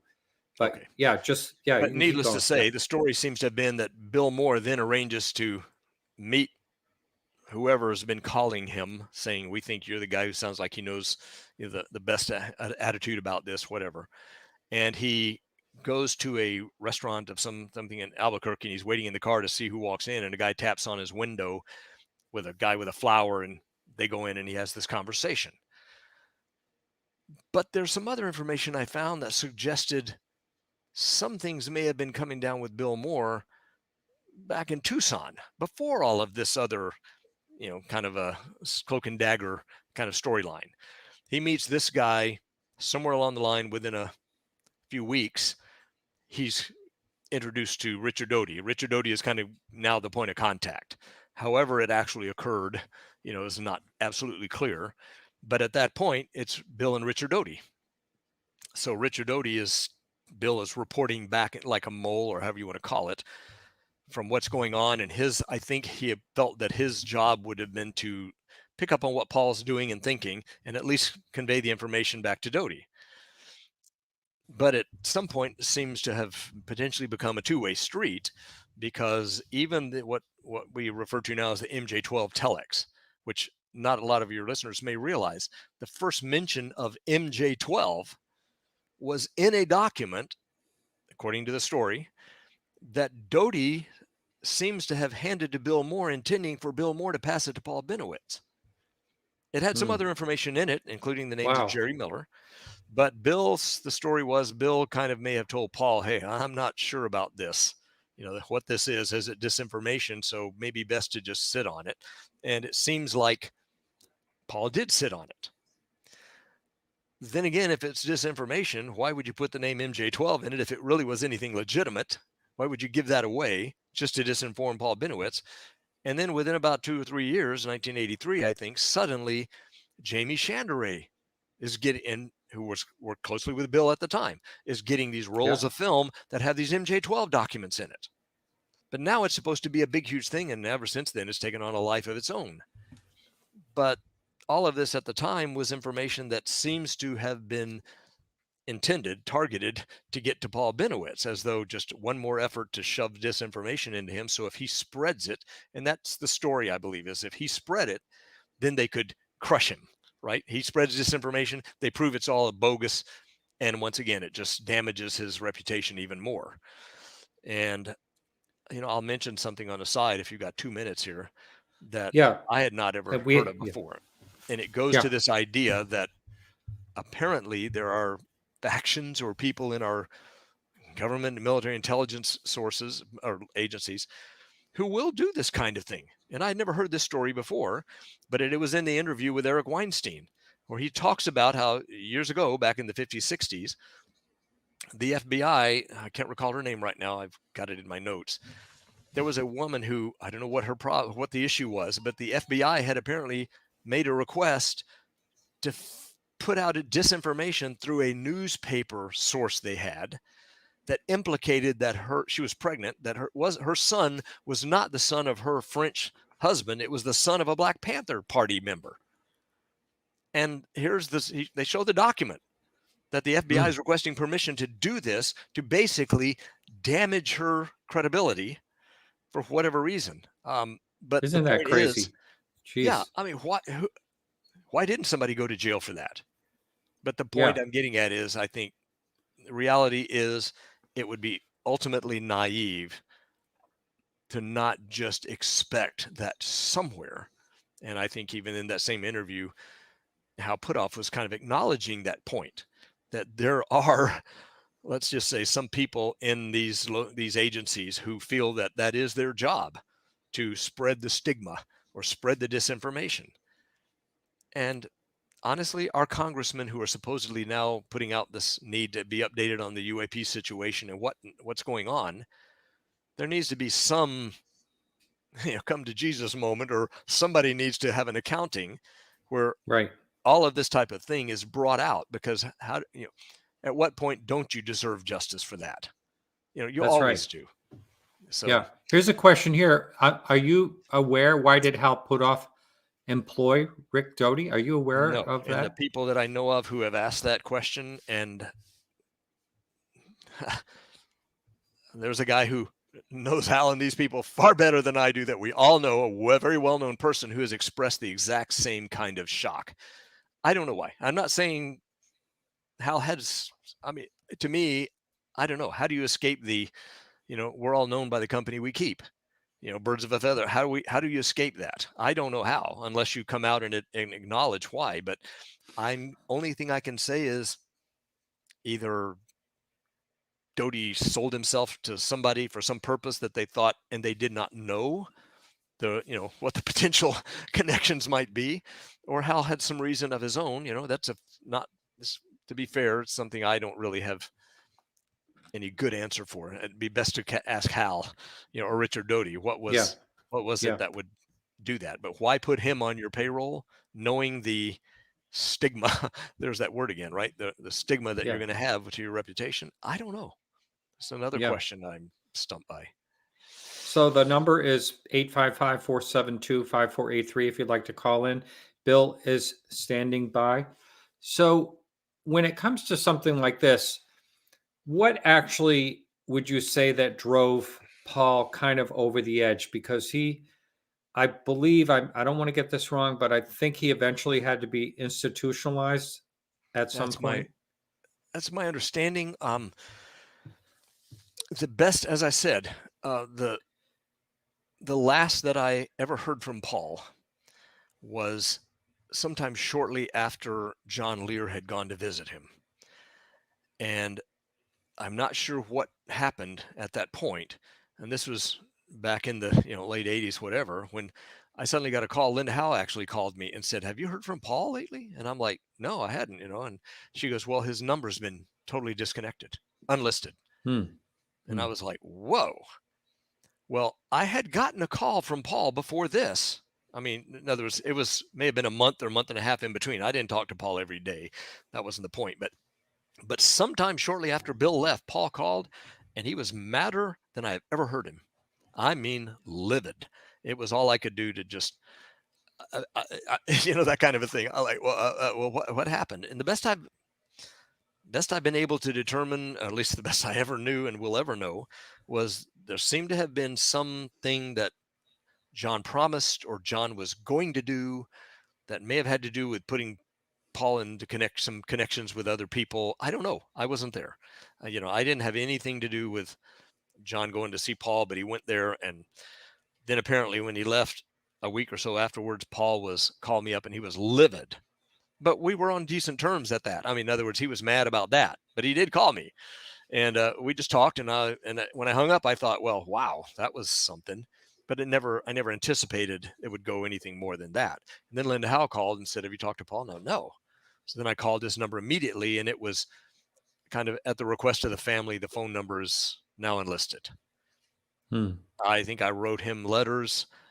I tried to any way that I could think of, but I never heard from him again.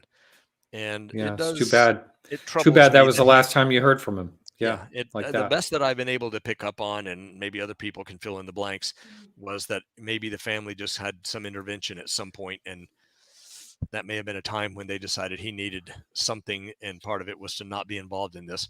But then later on, I understood he had gone into hospice, and I don't know if the term institutionalized is necessarily the correct word if he had simply been ill. I do know he smoked a lot. The one time I went to his house and met him, my friend Tom was with me, and he thought we were the pizza guy. Otherwise, I don't think he would have opened the door. We knocked on the door, he opened it, and he was looking out there. He's very scruffy looking and smoked a lot. And he just said, "I thought you were the pizza guy."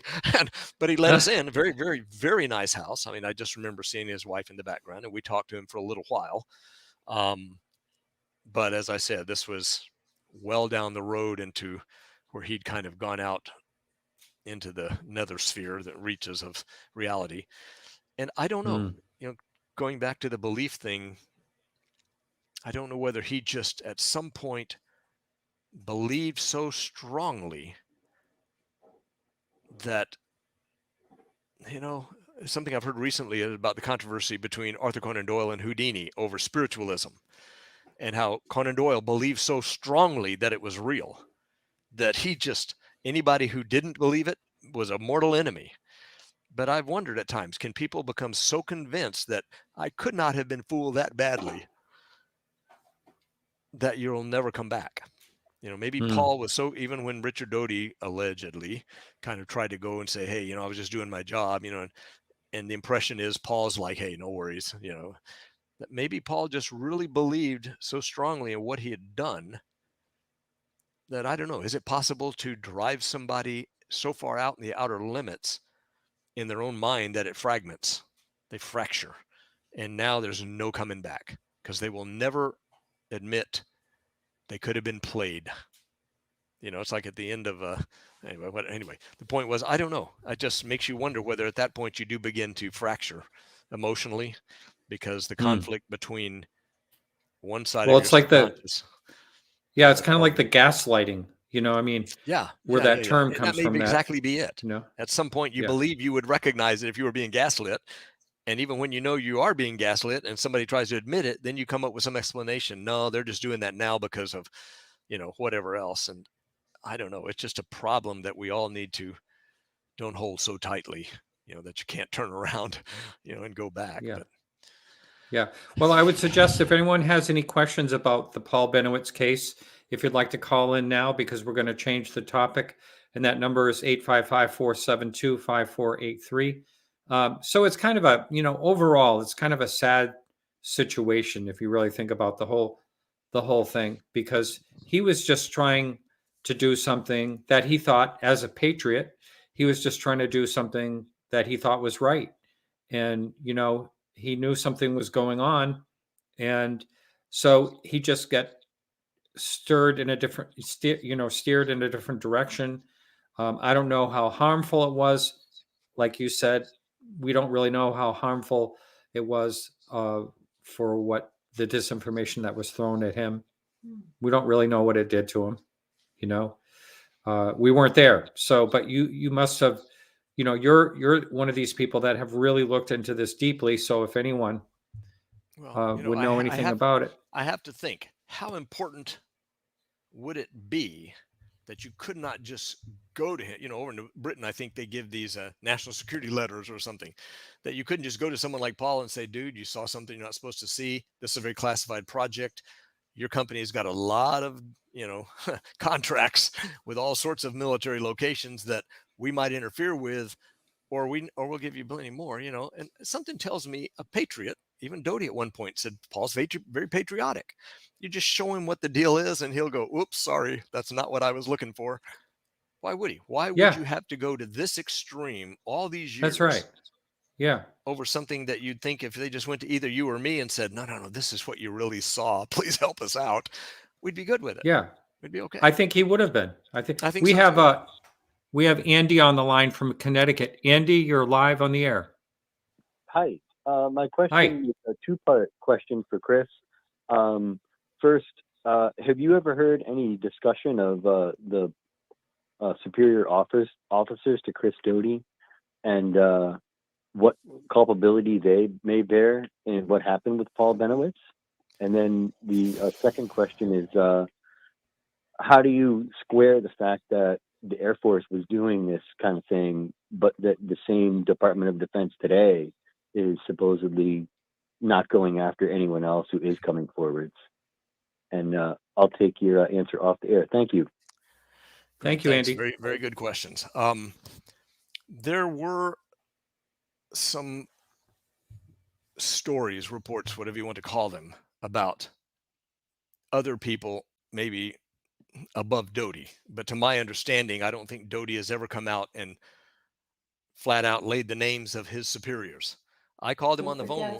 I actually have spoken with Doty a couple of times. We're not very long and friendly conversations, but I called him one time and he implied, especially even in the case of when Linda Howe was there, this was well into the whole Paul Bennewitz time period, and making the statement that, well, two of my supervisors, were listening in on this. And I said, were they in the room? And he kind of balks and says, well, one of them was outside the door. So clearly Doty was not in this himself. I mean, the ideas and the stories we've a few times heard of him being some kind of a rogue person doing this on his own accord totally fall apart, because even from his own words, there were other people there. And he's mentioned other stories of AFOSI agents going to, UFO conferences and doing whatnot. There was one person, I don't recall off the top of my head the name of the person, somebody up above that he had mentioned, but no, there's never been any real accounting for who was above Doty calling the shots, giving him the orders. And I think Doty has never come out and acknowledged it.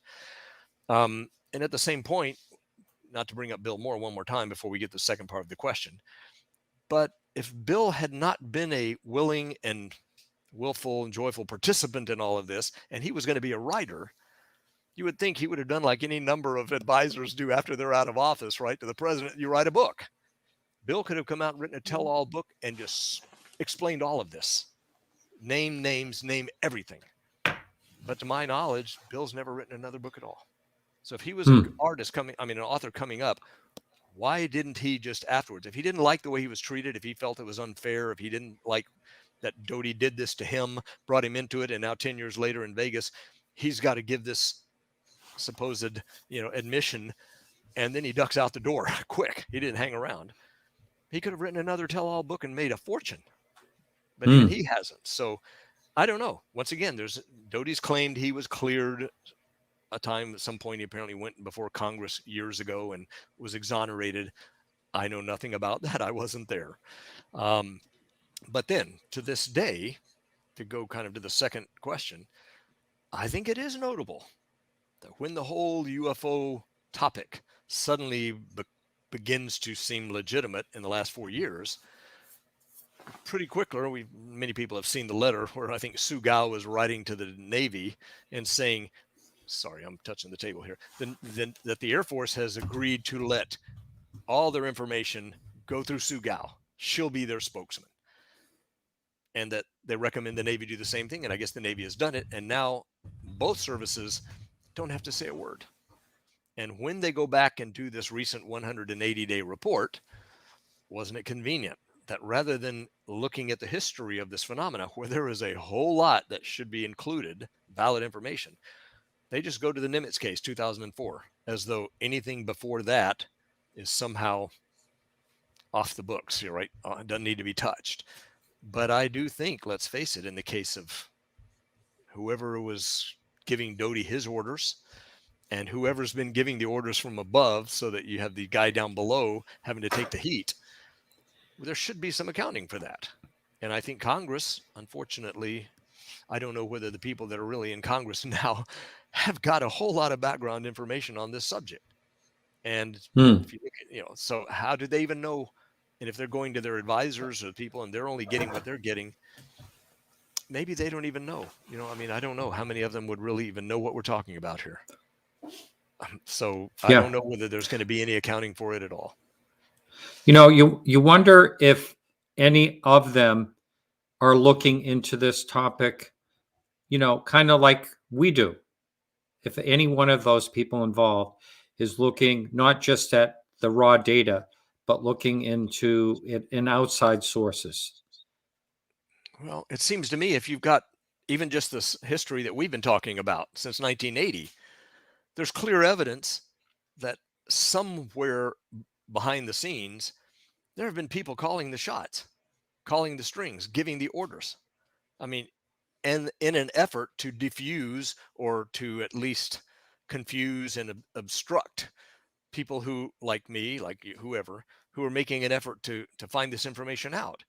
There was a famous case that I think Stanton Friedman and Bill Moore, when Stanton Friedman was looking into the 1980 cases where he had been trying to get information from AFOSI headquarters, and they said they didn't have anything. And at one point he decided he's going to write to each base, because apparently all those records were kept on each base. So he's like, well, no wonder headquarters doesn't have anything. They were kind of just a clearinghouse. So he tells the guy at the base that I'm going to write to he tells the guy at the headquarters, I'm going to write to the bases. And before he can do it, it came out through FOIA. The guy at headquarters writes to the bases and says, if you get a request from Stanton Friedman, do not answer him, refer him back to the base. So how about that? Direct interference. And I don't know. Something tells me the people who've been keeping this quiet are either making sure they're covered, right? They got a get out of jail free card when the time comes, or they're wanting some exoneration, statute of limitations, whatever you can think of. And I'm not after sending anybody to, maybe we need to do like South Africa and have the reconciliation kind of thing. At least be honest, tell us what was going on and why, so we know what happened, even if you don't send anybody to jail because maybe they thought it was the right thing at the time they did it, that's fine. But when you're deceiving and misleading the public people out here, when from everything I've read, most people who've been in this know the public's not going to just flip out. And most of the public has no idea what we're talking about anyway. So it would be those of us who really care enough to know about it that would end up being the ones who are told what's going on. And it may end up being, a whole lot of letdown, because we just have to sit and wait till the next, incident that occurs. But I think it would be it would behoove the people in Congress who are now claiming, Gillibrand, some of the others, to try to reach out to some people out here who have these bits of information and at least get the documentation, to know to ask about it or have something done with it. But anyway, sorry. Well, I know that we wanted to talk about, maybe we just don't have time. We have another caller on the line. I think we only got about 5 minutes left, so we don't have a lot of time. Maybe best not to touch that for now. Yeah, I guess, right, because that's a kind of a deep subject, and I'll just take it out of the show information. We have Johnny from Portland, Oregon. Johnny, you're live on the air. Hi, Martin. I have a question. Hi, welcome to the show. I have a question, yeah. What do you know, if anything, about Phil Schneider, his story about an underground alien base at Dulce, and whatever became of him after he began speaking publicly about the alleged incident? If you have any knowledge about that. Thank you. I actually have I kind of go with my own internal radar and discernment when I hear some of those things that I know a little bit about, especially the fact that 90%, 99% of the whole story of underground base at Dulce was bunk. But then we have people that come out and decide to peddle their wares, their stories, just like we have some of them out there today, and capitalize on it. And in many cases, you'll find there's an entire underground segment of ufology, if I can call it that, that share an interest in that type of almost malevolent alien doing underground body, and they have their own conferences. So what can you say, right? I mean, there was a woman, I can't replace her name right now, who was actually from up here in Dallas when I lived in Denton, who went on to become one of the women who was frequented these kinds of conferences. And I just stumbled into her before she got into any of it. But then later on, when I hear what she's doing and talking about and going there, I realized back when I first met her and she was having some kind of experiences, and I just had asked something as simple as, did you ever think of just putting a camera out there where you might get a clip of it, or, tie a thread to your toe, so if it's broken in the morning, you've at least, any little thing you can think of to try to substantiate, is something happening? And it was like, the response is like, no, I never really considered that. And that's when I realized it's more exciting to not do that, to not have to try to verify. And in the case of Phil Schneider, I don't recall what happened to him. I'm not so sure that I heard or read somewhere he'd finally passed away. But it was supposedly under suspicious circumstances. But for my part, though, I think it was more people who found it exciting to be an experiencer in something, in that pond of people who love that kind of thing. It's the belief thing all over again, Martin. People have their own beliefs, and it's exciting, and it gives them something to believe they have a purpose in life with. And sometimes you just I don't go to those conferences, let's just put it that way. Yeah. Hey, Johnny, thanks so much for the call. Thank you, gentlemen. Good night. Thanks, all right, have a good night. Yeah. So we only have about 3 minutes. So well, it's really fascinating, and again, we keep going back to this belief thing, because there are so many segments. I've said this a number of times in the show, there are so many things that we can almost make into reality. In other words, there's the false story. I use a lot of times, Alexander the Great supposedly had a UFO sighting, but when you trace it back, it goes back to 1952 to a book it was in. And that's as far back as you can go with it. So, but a lot of times these things will become reality in a lot of people's minds, as we go on. The story's told over and over again. There is a big advantage, if I can call it that, with having been around a long time, that you've seen a thing or two. You get better discernment, hopefully. You also have a lot more information about background incidental things. And in my case, maybe I've got some good friends who are very insightful. And then we didn't get into the whole issue with OSAP, ATIP, OUSDI, that sort of thing. But it becomes a matter of, if you care enough to dig, to just write and ask somebody straight up, then you find information that at least gives you a better chance to be more certain of what you think. Not everybody does that. not everybody really bothers to decide I'm going to go double check my own ideas because maybe they don't really care. And I get it. Well, this isn't for everyone. And then there's also a block. A lot of people have a block, and I can tend to have a block too. Like, oh, I don't know how to do that. But I'm not going to, but you can find out how to do it. All you have to do is talk to someone that does, a FOIA, for instance. Be kind. And first, I have to be tell right you later, just ask. Right. That's what I did with That's Paul right. Bennewitz. That's what I did with Douglas Kurth. I did that with Jesse Marcel. You just pick up a phone, find their number. It's a lot easier these days than it was back then. Find the number. Yeah, that's for just sure. Call and be nice and say, hey, I'm just so-and-so. I did this with Lonnie Zamora. And he said, well, most people call him and they were kind of crazy. You didn't see it, blah, blah, blah. But I was at least doing some artwork, and I talked to him, and it turned out terrific. Very, very nice. Most people are willing to help and be polite. I had that Douglas Kurth read me that little riot act, but he was decent. I have respect for the guy. He answered me because I just took the chance. But you have to ask the question if you're going to even ask. That's right. Find the answer. Chris, thank you so much. It's been a real pleasure as always. You're a good friend, and we'll talk soon. We'll have we'll talk soon off the air. Month or two. Yeah. We'll have it after all the others. All right. Thank you, Martin. Take care. Good night. All right, bye, everyone. All right. Good night. All right, everyone. So that's it for the show this evening. And next week, as I said, we have UFO Jane from Texas. She's going to be on the show. Thanks so much. And remember to keep your eyes to the sky.